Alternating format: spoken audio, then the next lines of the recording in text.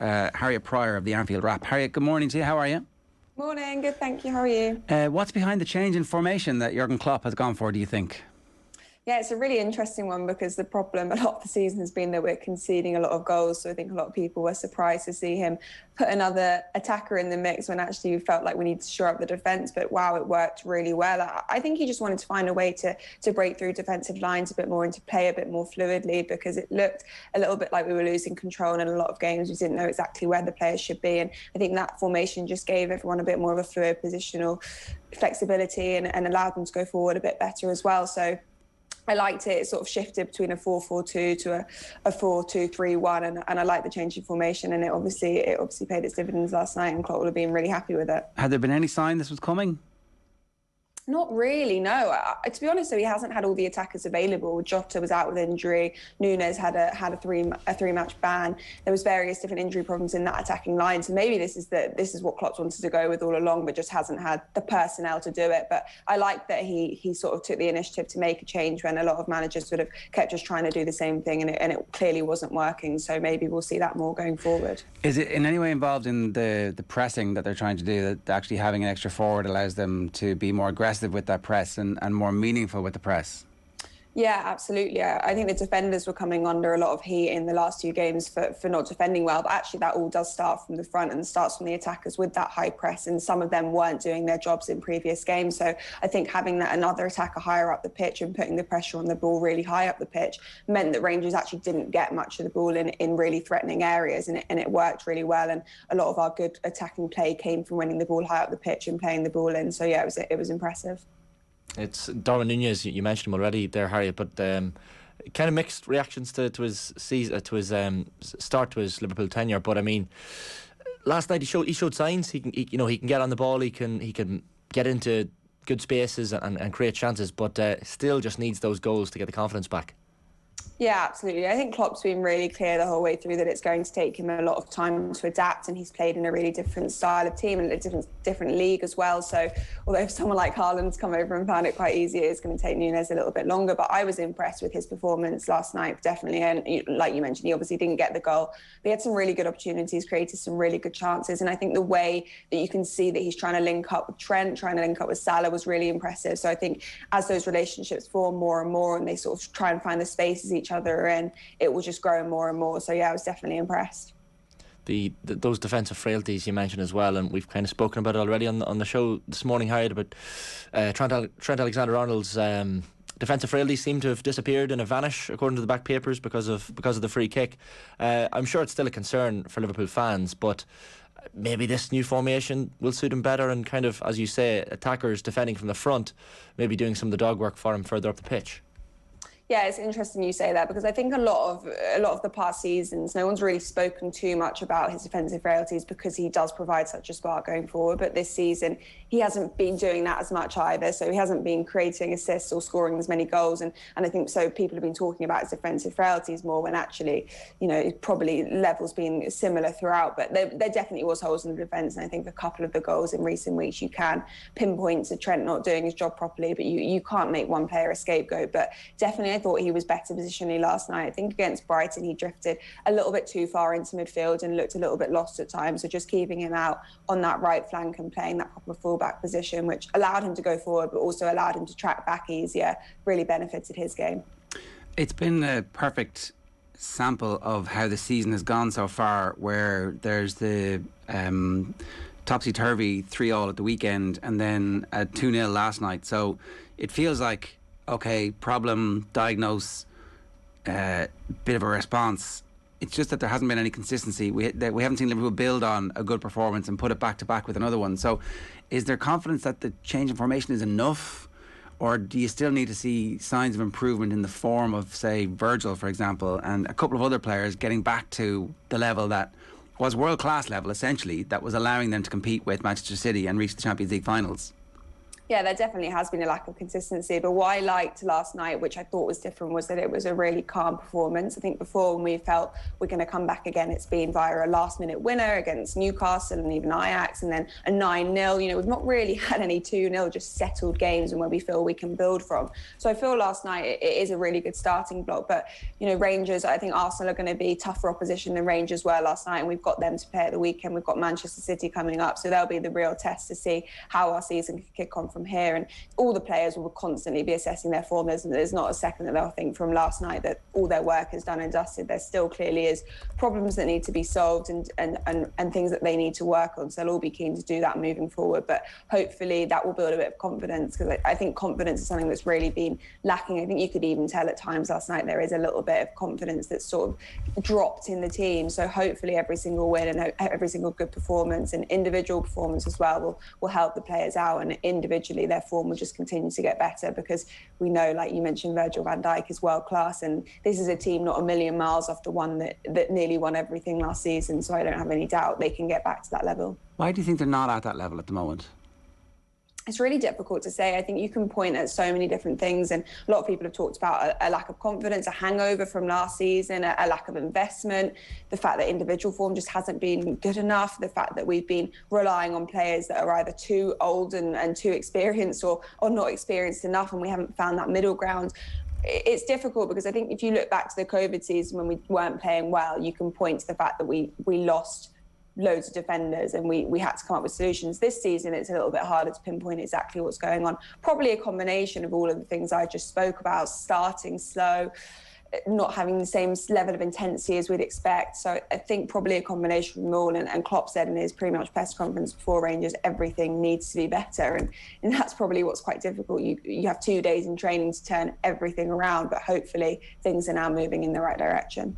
We have tended, Harriet, I guess, in the last number of weeks to focus on a lot of the negatives around Liverpool, but we should touch on some of the positives as well. I know Fabinho was the man to miss out last night, but if you look at that relationship between Thiago and Jordan Henderson, worked quite well last night. I know probably weren't many runners from deep on that Rangers team as they might be likely to face later on in the season, but I think Kenny Miller described Thiago as the conductor on television last night after the game, and that relationship with Jordan Henderson seems to have worked quite well, especially last night.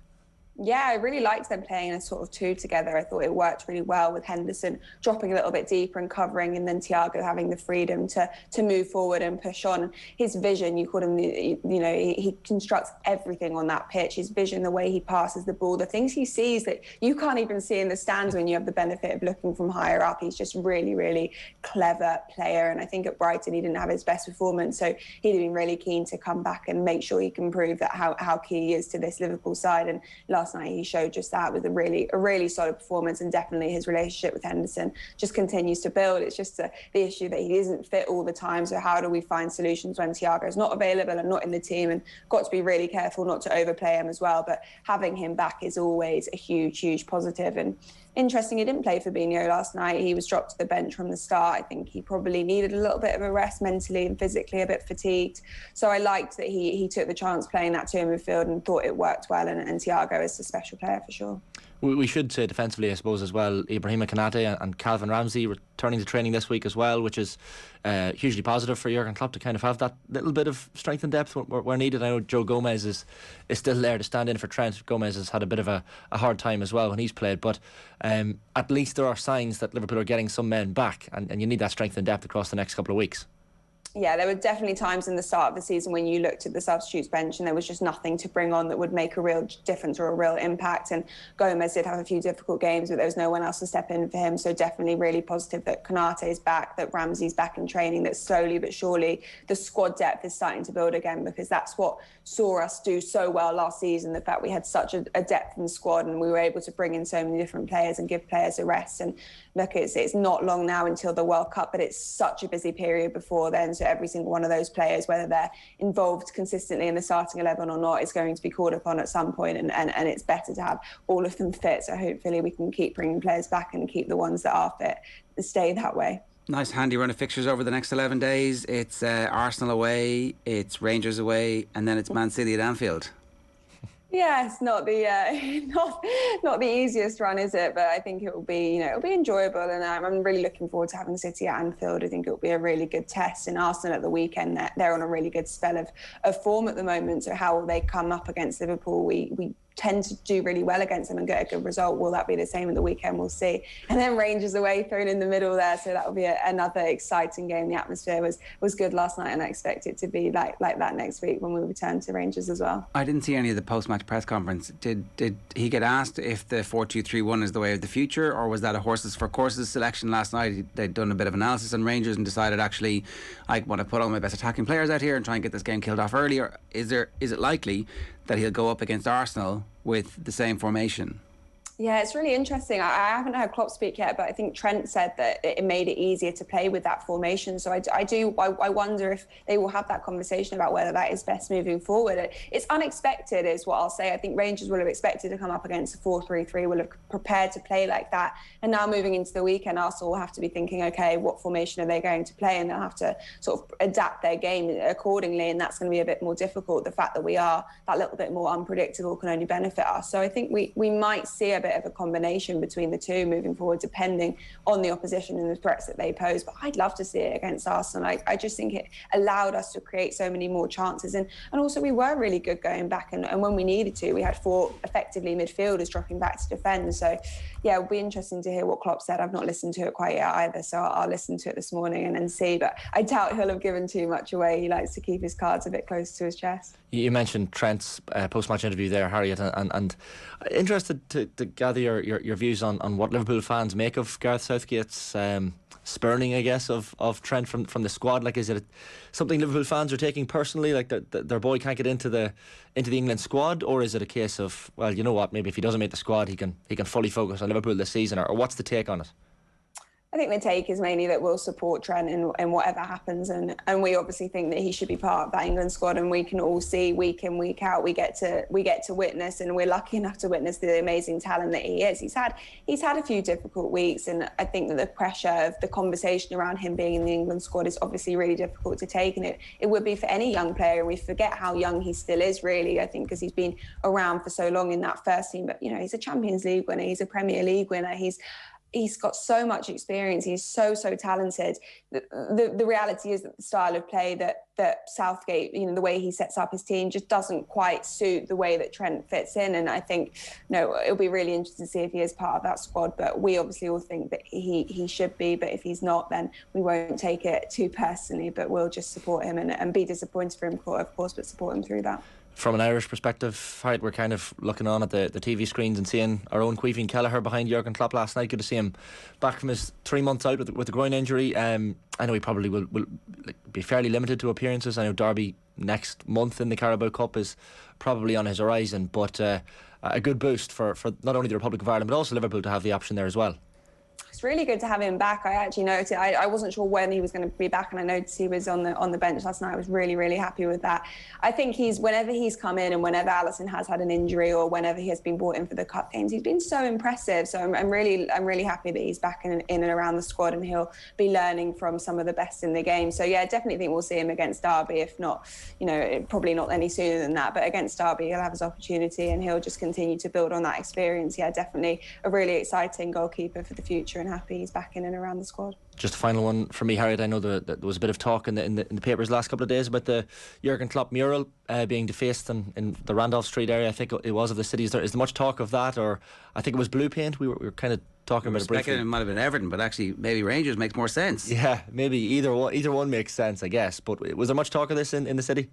No, I've not heard too much, to be honest. I've seen a few things on social media, and obviously it's very sad and disappointing for the people that put absolutely hours and hours of work into planning these things and doing these things, and you never want to see that happen. But it's not the first time it's happened. It's obviously really disappointing and really sad, and we just hope that we can try and limit that moving forward, because it just feels unnecessary. Rafa Benitez going to Nottingham Forest, given that he was at Everton, does it matter to Liverpool fans anymore, or is this like glad to see him back at somebody other than Everton?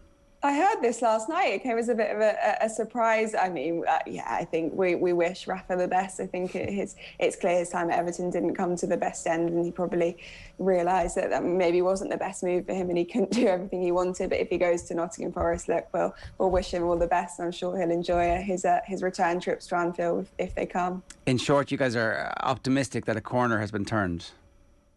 I hope so. I think we'll really be able to see it the weekend. Everyone would have maybe expected us to win last night. I think that we were clearly the favourites going into it, and we should have produced a dominant performance. So Arsenal will be a really big test to see how far that step up has come. But look, you can only play the opposition at hand. We got the 3 points. That's exactly what we needed. So we'll move on from that. We'll take it. We'll take a bit of confidence from it, and hopefully can kickstart the season properly. All right, Harriet, good stuff. Thanks a million for joining us. Cheers. Thank you. It's Harriet Prior from the Anfield.